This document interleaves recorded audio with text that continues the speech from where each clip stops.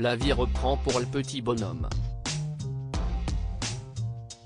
En perdant le contrôle de sa voiture, sous l'emprise de drogue, le 10 février dernier, Pierre Palmade a provoqué un accident de voiture qui a fait plusieurs blessés au sein d'une même famille.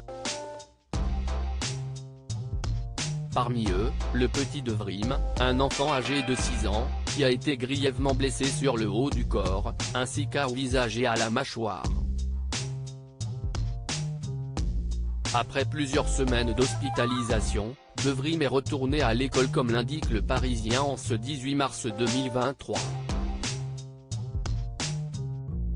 Ça lui fait du bien de retourner à l'école et de voir ses amis et pas seulement sa mère, ses frères, son oncle et son cousin, a rapporté un proche de la famille au quotidien.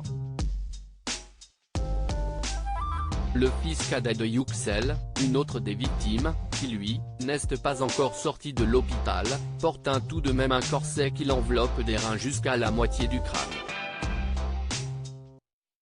Il ne peut pas parler trop longtemps, ni manger beaucoup à cause de ses fractures à la mâchoire, mais il ne se souvient absolument pas de l'accident. Pierre Palmade, lui, a été remis en liberté sous contrôle judiciaire. L'humoriste âgé de 54 ans qui avait été mis en examen pour homicide et blessures involontaires, a pour l'instant interdiction de quitter l'établissement hospitalier où il se trouve, a précisé le parquet général dans sa décision du 14 mars 2023. Pierre Palmade, Muriel Robin, Michel Larocque, Véronique Sanson.